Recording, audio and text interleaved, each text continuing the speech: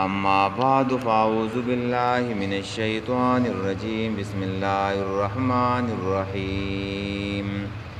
ولما جاءهم كتاب من عند الله مصدق لما معهم وكانوا من قبل يستفتحون على الذين كفروا فلما جاءهم ما عرفوا كفروا به فلعنة الله على الكافرين بئس ما اشتروا به أنفسهم أن يكفروا بما أنزل الله بغيا أن ينزل الله من فضله على من يشاء من عباده فباءوا بغضب على غضب وللكافرين عذاب مهين. سورة بقرہ آیات نمبر 79 او 90. په دې آیاتونو کې څه مسله بیانېږي او مقصد یې څه دی؟ نو دلته د یهودیانو خباثتونه ذکر کیږي. د یهودو یو ناکار او قبیح صفت بیانېږي په دې آیاتونو کې. هغه دا ده چې دیو د نبی علیہ السلام تکذیب وکړو سره د علم نه، چې علم ورسره و د هغې باوجود د نبی علیہ السلام تکذیب وکړو. نو مدینی یهودیان یادوي. یو سړی دی چې دی نو د هغې سره علم نشته او یو ګناه کوي، نو دام ګناه ده خو دا وړوکی ګناه دی. او یو سړی دی د هغې سره چې دی نو علم شته دی،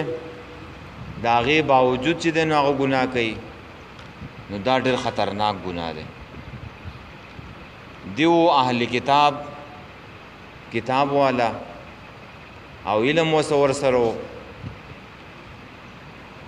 او د مشرکینو خو سره چې دی نو هغه علم نه و. په عربو کې چې دی نو اهل علم خلک چې دی نو هغه دا و.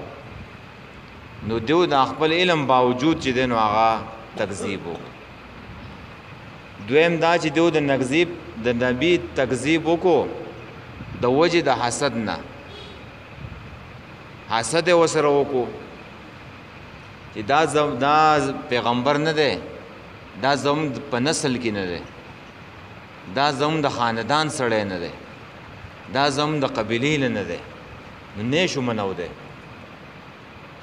دا د یهودو ناکاره صفتونه دي. ښه چې د یو سړي سره که حق ورسره وي خو دی ووایي چې دی نو موږ یې نه منو. ولې زموږ د قبیلې سړی نه دی، زموږ د خاندان سړی نه دی، مونږ څنګه دا سړی ومنو، د دې خبره څنګه ومنو؟ اگر که حق اوس ورسره یو، اگر که دا خبره حق وي خو بیا یې نه مني، نو دا د چا صفت دی؟ دا د یهودیانو صفت دی. او نن زمانه کې په مسلمانانو کې دا چې د نشته نسل پرستی، قوم پرستی، رنگ او نسل پرستی په دې پسې چې دی نو روان دي. نو بیا د اسلام د څه لپاره راغلی دی؟ اسلام خو د دې لپاره راغلی دی دا ټول بوتان چې دی نو ختم کړي. بوتان رنگ و بو کو توڑ کر ملت میں گم ہو جائے، اقبال وی. دا بوتان مات کا د رنگ او د نسل او د قبیلې او خلک دې په دې پسې چې دی نو روان دي. دا خو بوتان دي، دا خو د یهودیانو ناکاره صفتونه و. مومن مسلمان طریقه بسئی که حق د هر چا سره دی هغه به مني. مومن مسلمان طریقه دا ده، دې ته به نه ګوري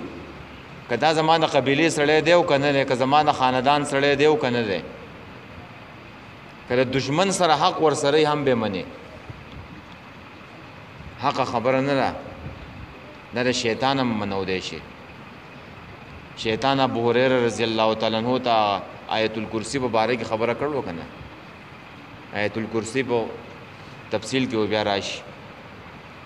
نو بیا هغه نبی علیہ السلام ته وویله وای دا شیطان خو دا خبره چې دنو ټیک کړله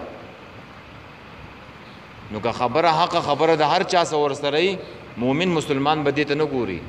دا زما د قبیلې دی او که نه دی زما د ډلې دی او که نه دی زما د پارټۍ دی او که نه دی مسلمانانو کې هم دا چل شته دا و یاره زه هم د مذهب په کتابونو کې دا خبره به یو که به نه یو زه به اله منم چې زما د مسلک او زما د مذهب مولا یې ووایو زما د ډلې مولا یې ووایي او دا شته حق احادیث به موجودي او چې د دې ډلې مولا نه ویلي نو دا چې دی نو هغه نه مني نو دا د یهودو ناکاره صفت دی ښه او دا صفتونه د مسلم ابن کذاب نه دی تاریخ ابن کثیر نقل کيو دا هغه یو فوجي کمانډر و او دا هغه د پاره به چې دا توري او دا وهلي نو چا ورته وویل وایي تاسو ته پته نه دی چې دا مسلمه چې دی نو کذاب دی او دروغجن دی بیا هم وله چې دی نو توري وهایو منډې وله وهایو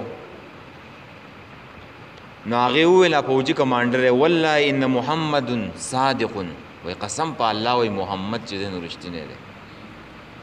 وایي ان مسلمة کذاب وایي مسلمه نه دی دروغجن دی و دا محمد نه دی دا زموږ د قبیلې او د خاندان او د نسل نه دی او مسلمو پسې ځکه ورپسې یو چې زموږ د خاندان او د قبیلې سړی دی دا د هغوی صفت دی خام چې رنګ او نسل او زبان ته ګوري دا د مسلمه د ملګرو صفت دی د یهودیانو صفت دی مؤمن مسلمان به له دې نه ځان ساتي ښه دا قرآن موږ ته د یهودو قباحتونه ناکاره صفات بیانوي چې دا مؤمنان مسلمانان د دې نه چې د نو ځان وساتي نو په دې کې دا خبره بیانېږي ښه په دې آیاتونو کې ولما و هر کله جاءهم چې راغی دیو ته کتاب من عند الله داسې کتاب چې نازل شوی دی د جانب د الله نه یوازې یهودیانو ته کتاب راغی کتاب نه مراد د تفسیر قرطبي وایي قرآن دی دا ټول انسانیت ته راغلی دی خو دلته ځکه دا خبره کوي چې په مدینه کې یهود اوسېدله چې کله دیو ته چې دی نو دا قرآن راغی کتاب داسې کتاب من عند الله چې نازل شوی دی د جانب د الله نه مصدق چې تصدیق کوي لما دا کتابونو ماهم چې دیو سره دي نه ټول تورات او د انجیل تصدیق نه کوي قرآنو په توحید کی تصدیق کوي په رسالت کی تصدیق کوي او په آخرت کی تصدیق کوي د عیسایانو یهودیانو سره چې کم کتاب اوس ورسره دی هغې ته بایبل وایي ښه بایبل دا په 12 جلد کې دی او دا بایبل ورته ځکه وایي مقدس کتاب دی او د تاریخ کا خبرې دی پکې ښه نو قرآن دغه تاریخ د خبرو تصدیق نه کوي په دغه بایبل کې چې کومه توحید خبره رسالت خبره ده د آخرت خبره ده د هغې تصدیق کوي او دویم دی یهودیانو ته وایو چې دا داسې کتاب دی ستاسو د کتابونو تصدیق کوي که ستاسو د کتابونو تکذیب یې کولی نو تاسو بیا که نه منودلی نو بیا هم څه خبره وه خو دا بانې هم دله ختمه کړله چې داسې کتاب دی چې ستاسو د کتاب تصدیق کوي چې دا هم د الله تعالی طرف نه نازل شوي کتابونو خو بیا اوس په صحیح حالات کې نشته ښه تحریف شو دي په کم زبان په سوریانی کې چې نازل و نو په هغه زبان کې نه دی ښه په یونانی زبان کې لیکلی شوی دی د روم د ایټلی په ویټیکن سټي کې چې دی نو هغه پروت دی او په نورو زبانونو په انګلیش کې په فرانسیسي کې په دې زبانونو کې د هغې ترجمه شوی ده وکانو او ودیو من قبل مخکې د دې نبي او د دې قرآن نه څوک دا یهودیان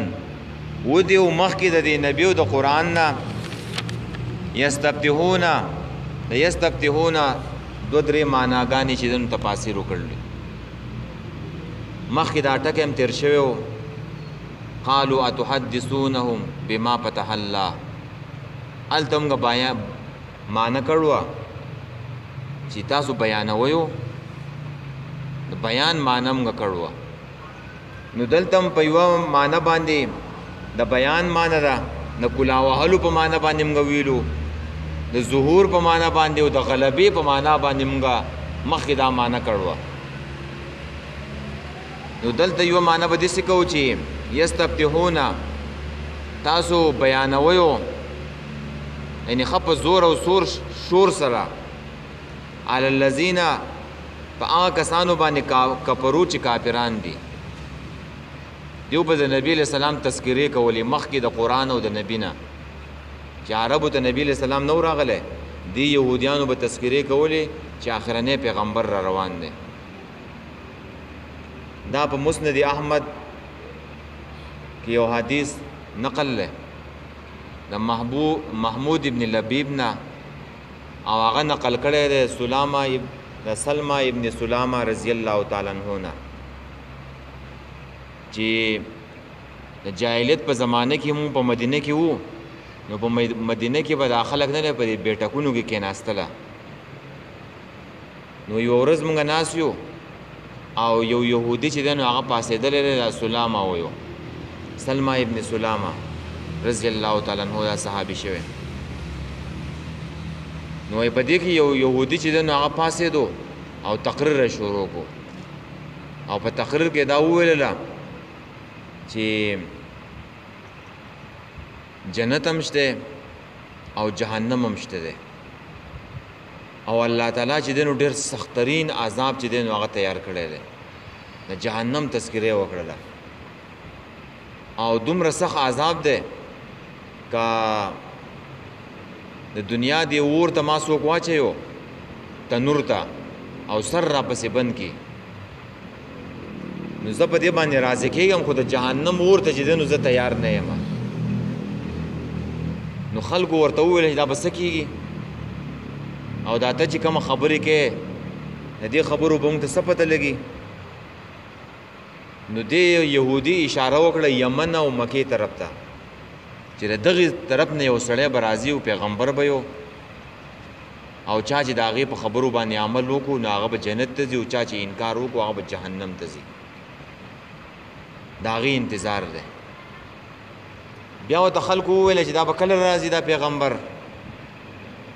دا سلمہ ابن سلامہ نه دی دا وایي ما ځان نه څادر تاو کړی و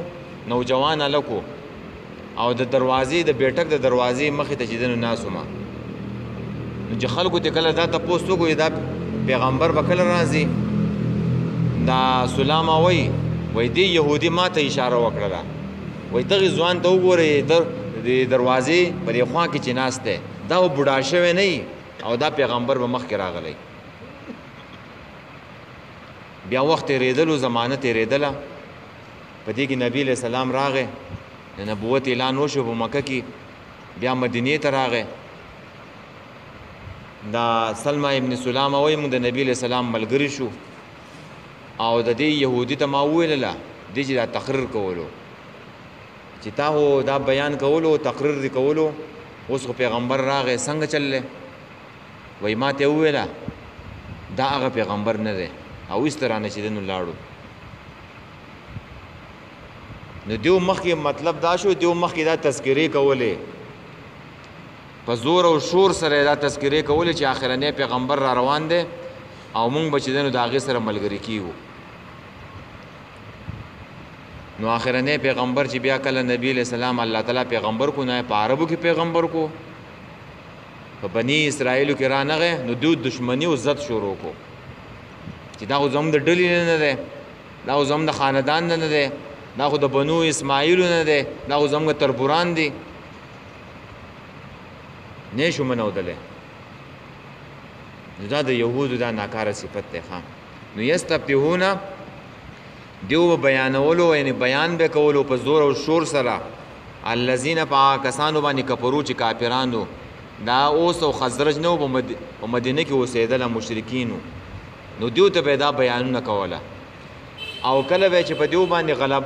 کله به چې له دیو نه شکست وخوړو د اوس او د خزرج نه دی یهودیانو نو بیا به دعاګانې غوښتلې نو یستفتحون معنا کوي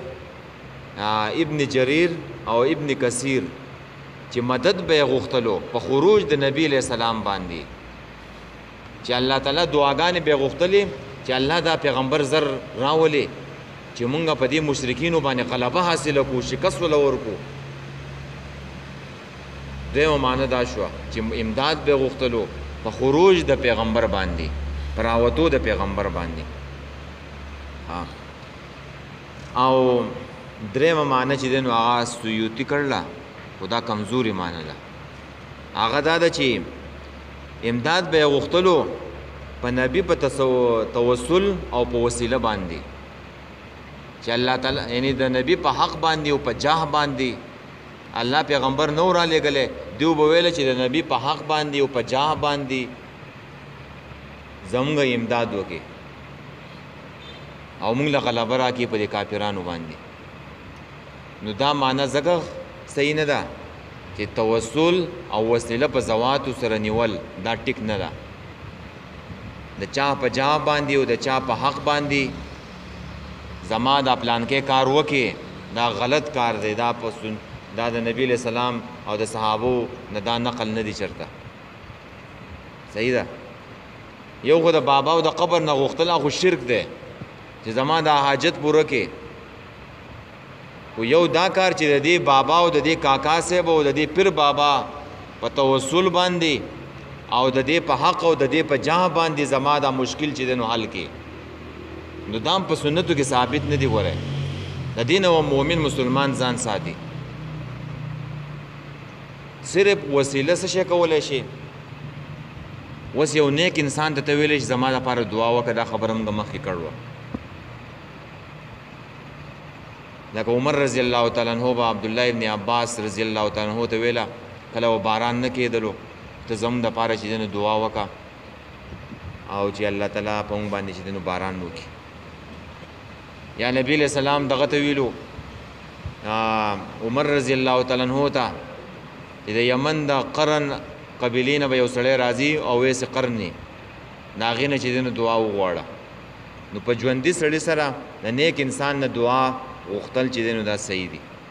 او ته زمړی نه غواړي نو هغه ستا امداد چرته کولی شي د دینه به چې دنه ځان ساتي ښه صرف عمل وسیله کولی شي عملو لکه څنګه چې په غار کې درې کسان بند شو د غار خوله به بنده شو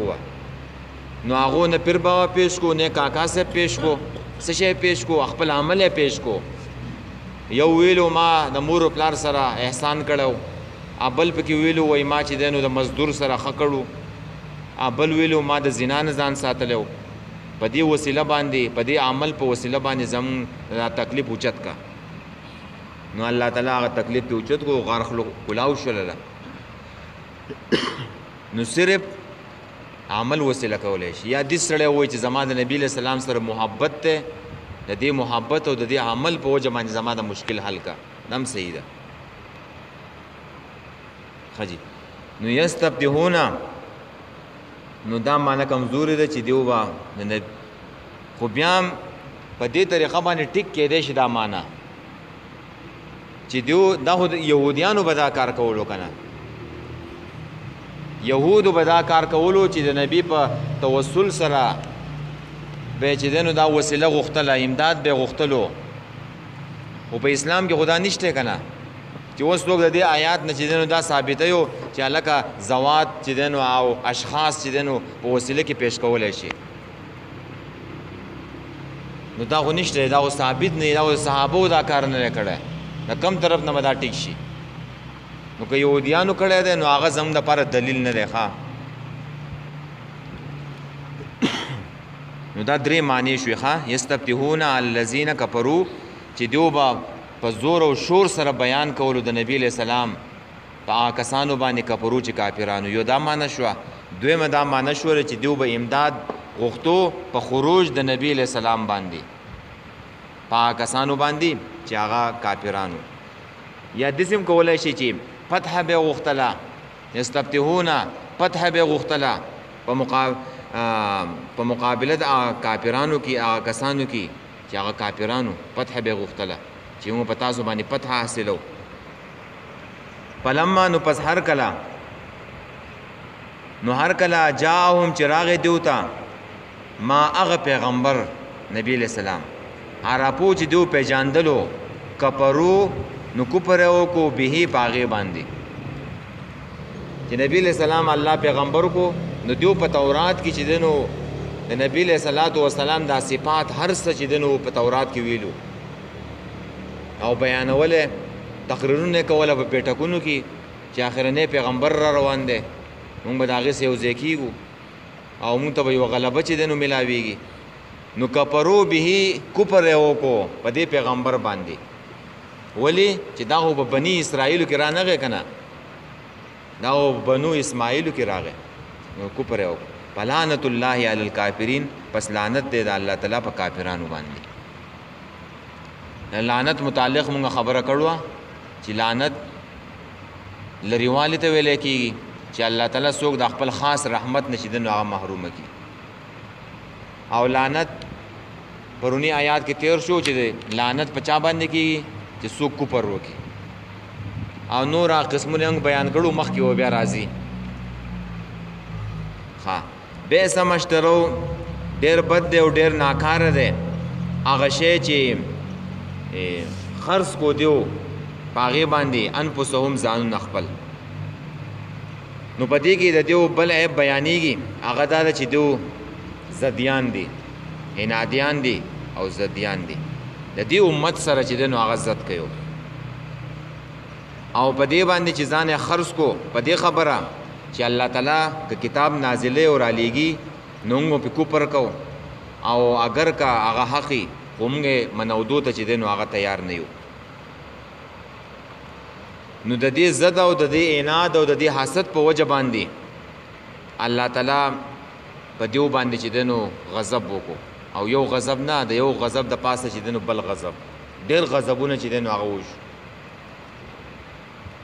او په دیو کې هوی ابن اخطب ویلو دا یو يهوديو چې خراته معلوم ده ها چې دا رسول چې دنو هغه حق ده لیکن قسم په الله د مرګ پورې به چې دنو ونه منم دا دی يهوديانو مشران ویلو ها او عبد الله ابن سلام رضی الله تعالی عنہ نبی علیہ السلام چې کله مدینه ته راغی نو دا يهودي د تورات غټ عالم وخه دی ایمان راوړو مسلمان شو او دیو بدی يهوديانو ته ویلا یا معاشر اليهود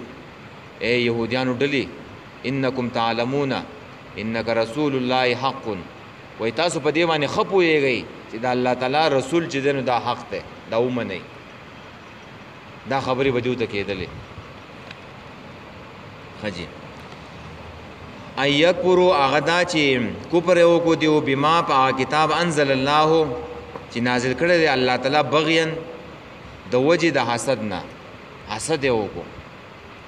مخکې آیاتونو کې برازي چې دیو حسد کو ام يحسدون الناس سورۃ النساء کې برازي حسد من عند انفسهم چې حسد یو کو دیو د نفسونو د وجه نه چې دینو راوتو د حسدو نو زد معنی هم کولای شي او حسد معنی هم کولای شي د بغین حسد معنی ټیک ده یعنی حسد داو چې ته زما د ډلی او زما د قبیلې نه یې ته نه منم اينزل الله اغدا چې نازلې الله تعالی من فضله د خپل فضل نه یعنی د وحینا علامن په هغه چا باندې په نبی له سلام باندې یشاو چې خوښ شي من عباده د خپل بندگانو نه دا اوس د الله تعالی خوخه ده چې څوک د پیغمبرۍ د پاره چې دنو مختص کی چاله نبوت ورکی په دې کې د خلکو چې دنو سکار ده نو د الله تعالی خوخه ده کو بنو اسرائیل کې را لې او په بنو اسماعیل کې کرا لېږي فباو پس اخته شو دی او بغضب په یو غضب علی غضب د پاس د بل غضب نه د دې تفسیر ابن کثیر وای چې یو غضب داو چې دیو د عیسی علی السلام نه انکار وکړ دویم غضب داو چې دیو د نبی علیہ السلام نه چې دینو انکار وکړ او تفسیر کبیر والا په کې چې دینو امام فخر الدین رازی هغه د دې معنی کوي چې د دین مراد ډیر غضب ده تاکید د غضب ده او تکثیر د غضب ده یعنی د غضب چې دی نو هغه څومره انواع دي په دیو کې چې په دیو باندې چې دی نو وشو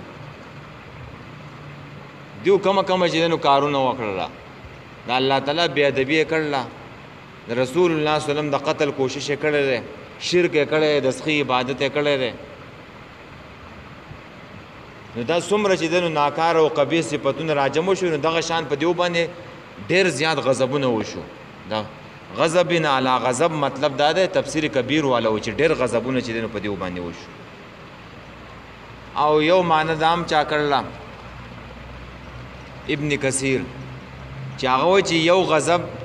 په دیو باندې دا و چې کفر یې وکړو او دویم غضب دا و چې دیو حسد وکړو د نبی علیه السلام سره دا ټولې معناګانې صحیح دي وللکافرین او د پاره د کافرانو عذاب مهین عذاب شرمون کې دی عذاب ذلیل کون کې دی دا عذاب د کافرانو سره خاص دی نو دا کافران نه دي دا عذاب په دې عذاب باندې بدو ذلیل کیږي او مومن مسلمان چې جهنم تلاړو نو هغه د هغې دپاره د ذلت عذاب نه دی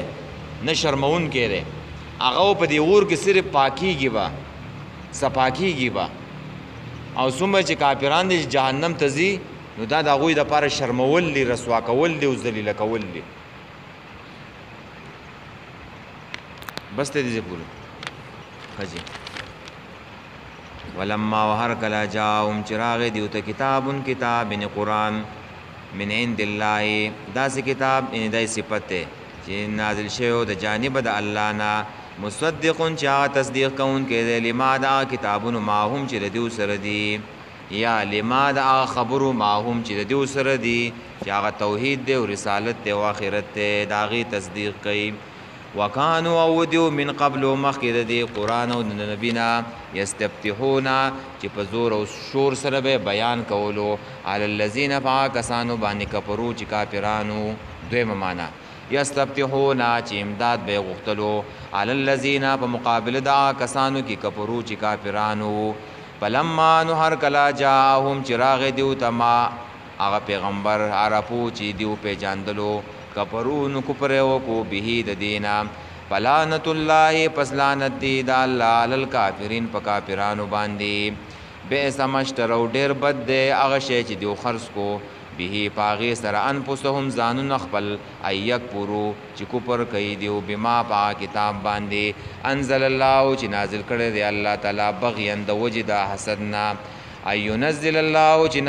نازل ای الله تعالی من فضل د خپل مهرباني نه علامن په چا باندې یشاو چې غواړي چې خوښ شي من عبادي د خپل بندگانو نه فباو پس اخت شو دیو بغضب علی غضب یعنی په ډیر غضب باندې په یو غضب او علی غضب د پاس د بل غضب نه وللکافرین او خاص کافرانو لرا عذاب مهین عذاب شرمون کې او ذلیل کون کې دی